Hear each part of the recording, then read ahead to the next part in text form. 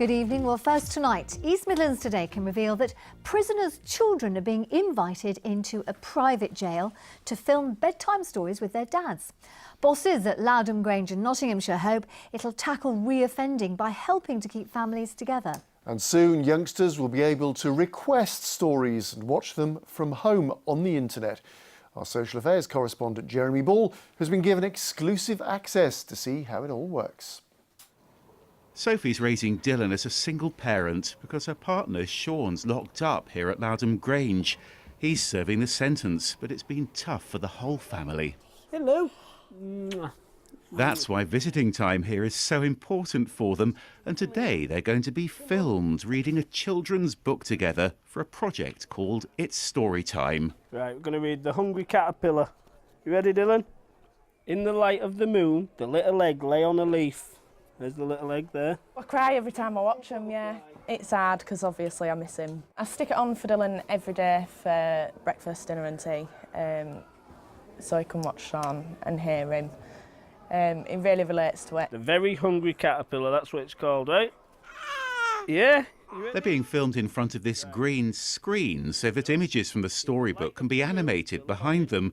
Then it's going to be edited into a video by specially trained inmates. What happens next is that Sophie gets this DVD so they can watch the story at home.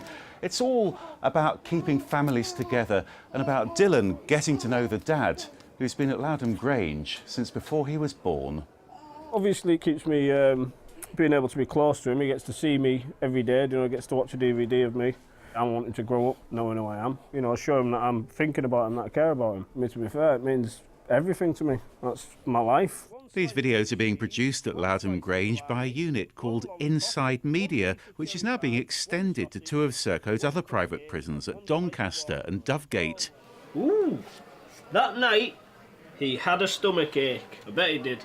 And that's not all. Later this month, they're setting up this website where prisoners' children can go online to watch their dads reading bedtime stories. It works like internet banking, really. So only that one person will be able to log onto that website. They go onto the website and say, I want Dad to read The Gruffalo. And then we send a message to Dad saying, you need to come down and read The Gruffalo. They'll be able to obviously download the films, they'll be able to have it on their smartphones, their tablets. But it's really the kids we're thinking about because they've done nothing wrong.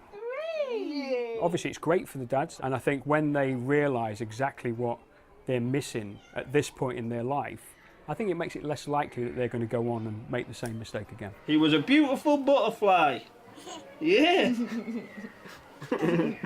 It's really important. He needs a bond with his dad at the end of the day, and it's the easiest way for him to do it. Right, that's your story, Dylan. Love you. Say bye. Say bye, mummy. Bye. Bye.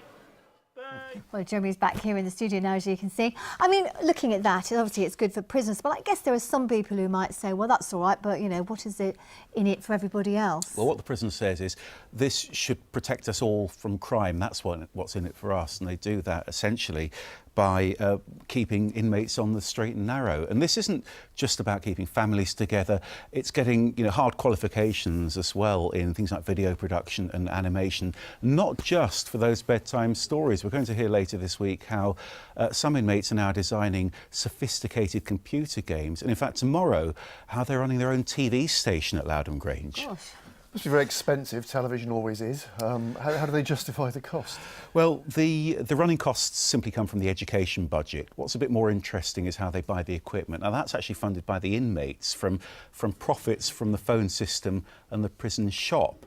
And in fact, the prison inspectorate put a big report out on Lowdham Grange a few months ago where they flagged this up as something that's making a real difference.